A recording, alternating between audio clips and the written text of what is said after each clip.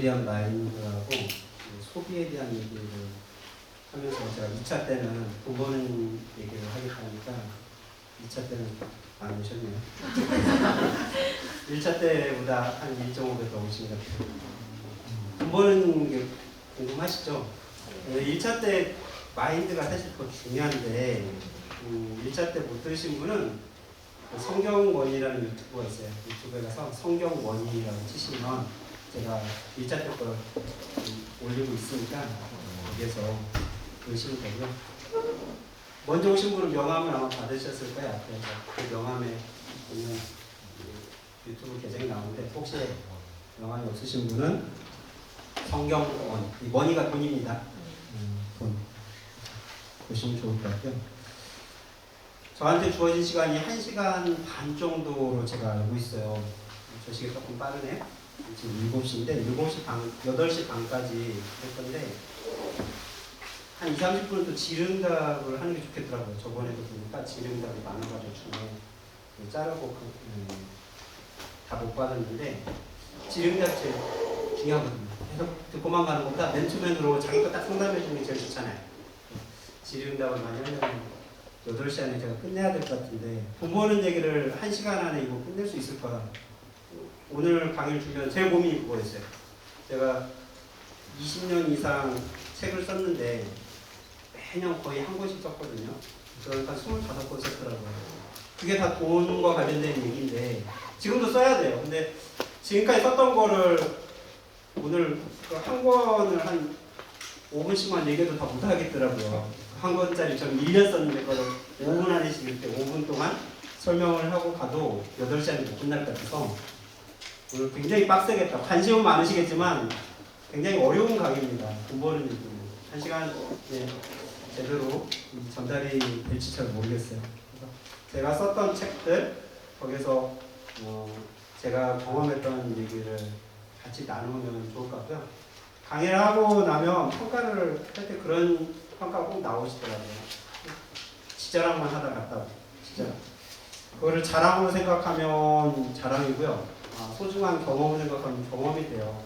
제가 여기 와서 맨날 돈 잃고 실패하고 이런 얘기만 하고 가면 듣기 싫겠죠. 제 자랑을 하고 싶은 게 아니라 제가 그나마 성공했던 얘기, 이런 게 있었으니까 좋았다 이런 얘기 하니까 그걸 자랑으로 생각하지 마시고 나는 1시간 동안 저 사람 20년 이상 경험한 걸 내가 1시간 동안 들었다 이렇게 생각하시면 좀 더 유익한 강의가 되지 않을까 싶어요.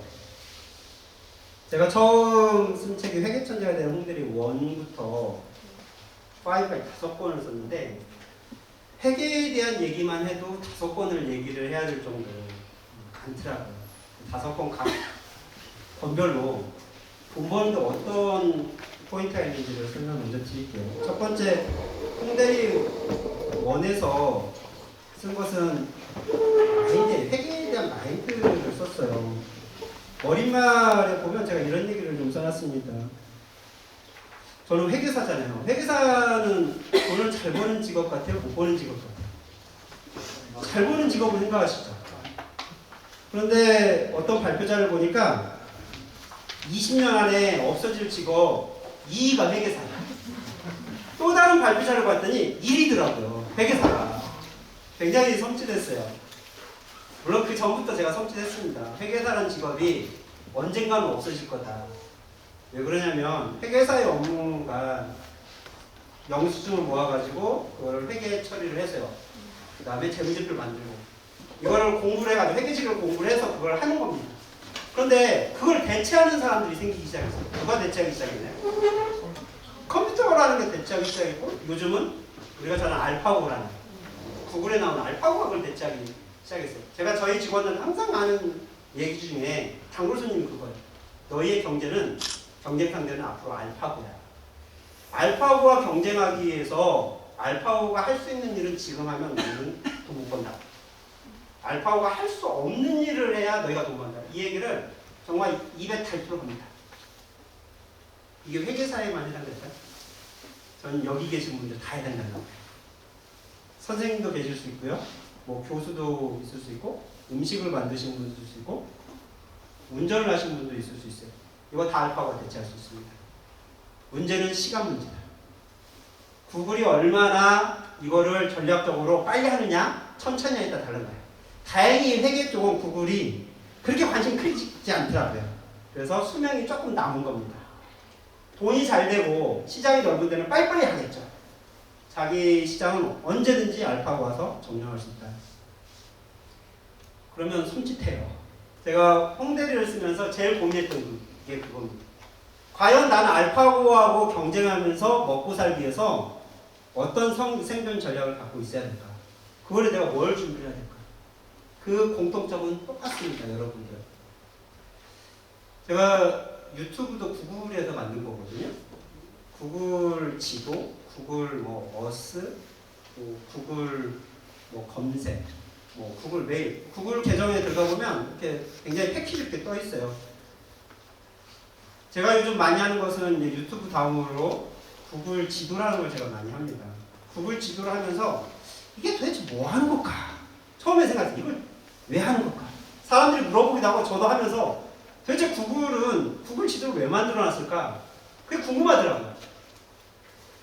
봤더니 제가 어제 그저께인가 서울 출장 갔다가 내려오면서 메일 하나 받았는데 구글에서 들어온 메일이었어요. 그런데 제가 최근에 어디를 다녔는지를 분석해가지고 저한테 딱 보여줬어요. 너무나 깜짝 놀랐어요. 제가 어디를 다녔는지를 구글이 먼저 알더라고요. 그건 어떤 정보를 주는 걸까요? 제가 어디 다녔는지 알아가지고 구글이 뭐 하려고 그러는 거예요? 위치 추적. 위치 추적에서 뭐 할 거예요? 위치 추적감 가지고는 구글이 얻는 게 없습니다. 제가 구글 지도에다가 어디 갔는지를 검색하고 인공위성으로 제 휴대폰을 계속 따라다녀요. 얘가 가지고 갔다 오면 떠요. 제가 체크를 안 해도 어디 갔는지 압니다. 구글이. 그리고 거기서 돈을 쓰잖아요. 그걸 한 달만 해보세요. 그러면 구글은 저보다 더 잘해요. 내가 뭐에 관심이 있고 돈을 어디에 쓰고 움직이는 패턴이 어디 있는지를 알아본단 말이에요. 그 다음부터 저한테 뭘 보내줄까요? 메일이든 유튜브든 제가 제일 관심 있을 만한 걸 딱 보여준다니까요. 그러면 손이 갑니다. 그게 마케팅이에요. 정말 무서운 사람들이죠. 우리 삶이 이미 구글이 저희를 지배하고 있어요. 여기 지금 어디서 뭐 하는지 다 압니다. 구글이. 그래서 가장 만족할 만한 거에 잘 팔 수 있는 걸 딱 제시를 해요. 저는 앞으로 구글이 우리의 경쟁 상대이기도 하지만 구글에서 우리가 돈 버는 법을 배울 수도 있다. 처음에 알파고가 나왔을 때요. 바둑 기사들이 깜짝 놀랐어요. 바둑이란 영역에서는 절대 컴퓨터가 인간을 이길 수 없다. 이렇게 생각하고 있었는데 그 상징성이 있는 거죠. 바둑이란 거. 그런데 이세돌이라는 그런 걸출한 프로가 알파고를 무참히 깨져버린 거예요. 그 충격은 이루 말할 수가 없었어요. 바둑을 두는 사람이든 못 두는 사람이든 알파고라는 거를 들어보지도 못했는데 갑자기 나와가지고 그냥 꺾어버리는 거예요. 이게 나한테 다가올 때 겁나는 겁니다. 바둑 기사들은 바둑돌을 던지고 싶었을 거예요. 앞으로 어떻게 바둑을 둬야 될까? 그게 알파고의 무서운 점이었지만 과연 바둑이 없어졌을까요? 그렇지 않아요. 제가 바둑 프로를 제가 보는데 제가 깜짝 놀랐던 게 그거였어요. 바둑의 재미가 훨씬 높아졌습니다. 알파고가 생기면서 바둑의 재미가 훨씬 높아졌어요. 그 이유는 뭐냐면 저는 바둑을 그렇게 잘 두지 못해요. 그냥 어떻게 하면 돌을 딴다 이 정도만 알고 있었습니다. 그런데 구단들이 바둑의 신들이 바둑을 두면 도대체 여기에 왜 둔지 잘 모르죠. 우리 아마추어로서는 이해할 수 없어요. 그런데 그거를 도와주는 역할을 알파고가 하더라고요.